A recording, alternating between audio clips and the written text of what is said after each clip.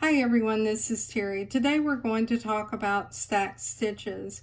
Now I recently recorded a video showing how to create some stacked stitches, and it's part of a challenge in my Facebook group, Just Stitching with a Brother Luminaire. That challenge ends at the end of this month, but that doesn't mean someone can't go through the exercise, because the exercises are meant as a way of learning how to use your machine and the functionality. So here's an example of a stack stitch that I'll show you how to create. It's really easy, but I want to talk to you about a couple of things. Typically in the past, stack stitches were done on the sewing side because you have so many more decorative stitches over here than you do in embroidery, and some embroidery machines don't even have decorative stitches. So what you would do is you would draw a line, stitch out this stitch, then you would add a stitch to the side, and it might be this stitch, and you'd add one to the other side, and then you would continue adding stitches right and left of that stitch, and it became what is called a stitch recipe.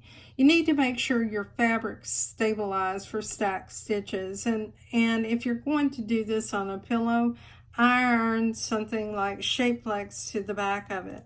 So let's go look at the examples that I created for this video. I'm not going to go through all of them. I'll more or less walk you through one of them. One of the examples that I created was this pattern, and in this particular pattern, I'll make it larger so you can see it. I have stitches from my design center on the top and bottom, and if you are a Baby Lock owner, that's called IQ Designer if you're new. The other stitches are built-in embroidery stitches that are built into the machine. We have about 184 of them, so we'll choose close. Then I created a design that is a design that would be like a little garden flag, and this would be a small one. So there are built-in buttonholes. I took some of the motifs for the buttonholes, I added my monogram, and then I took stitches from my design center and I stacked them up. We'll choose close. And then let's say that you were going to add stitches and add them as an embellishment on, for instance, the bottom of a towel, or it could be on a ribbon, or it can be on a pillowcase. Here's an idea. The center stitch is actually from my design center, but I also think that stitch is built in. The nice thing about these stitches is that you can resize them. And here's another little example, and in this one I took a flower, made grass, here's some roses, and you get the general idea. Let's go back to the one that I created, and let me show that one to you. So, and I hope I saved it, and it looks like I didn't. So guess what? We'll get to create it together. So the first thing I did was I went into category 5. Now if you wanted to add the buttonholes, here they are. And one thing about these buttonholes is they're rather large. This is 4 inches. You can choose large, medium, or small. And that's if you wanted to add the buttonhole. Then you also have the motifs. These are little embroidery designs that you can add above, below, or to the side of those buttonholes. But we're going to go into category 3. And we're going to locate the little flower motif. I record so many videos, I don't know if I'm repeating myself, but everybody learns at a different pace, so I hope that they're helpful to you. So we'll choose 194. Now what I'm going to do is move it over here to the side, and I'm going to go to edit, and we'll go in and we'll choose the horizontal border, and we're going to add a couple of these across here. I don't want to fill it all the way up because I want to put a few in between, and that looks good. We'll move it over. So this means that when I add them in between, I need 1, 2, 3, 4, 5 stitches. Try to remember that. Okay, well, let's recolor it. We'll go to thread, and what we're going to do is change this to pink.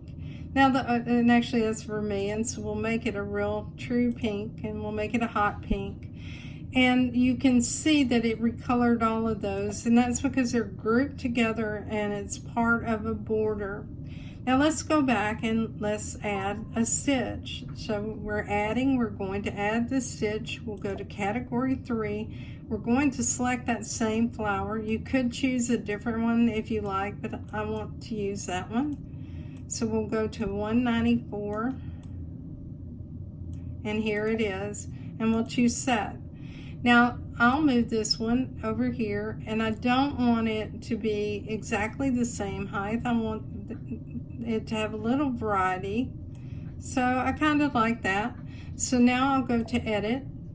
I'll go in, and we want this horizontal. We will add 1, 2, 3, 4, 5. We'll spread these out, and let's move it back a little and add it some more. And what you might find is you may want to nudge it over a little here, and let's reduce some of that space because I think it's a little too much. Get it lined up however you want it. So we'll move to the right a little. That looks pretty much on center, and we'll choose OK.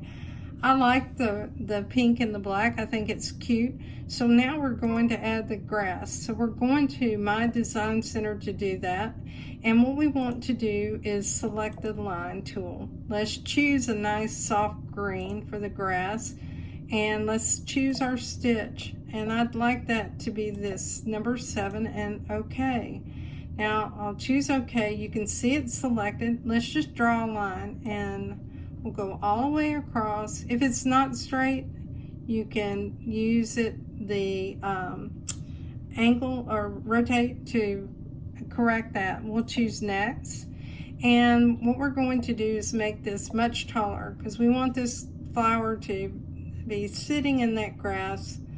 So I'll make this about 1.25 and choose OK.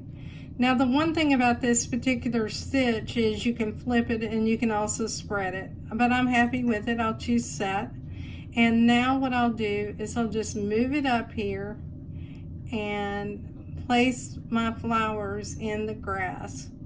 And now let's see how it looks. I might want to move it down a little. Let me go to edit and move, and we'll move it down just a little, and we'll choose OK. And what I might want to do actually is move my top row down a little bit. So let's see how we do that first.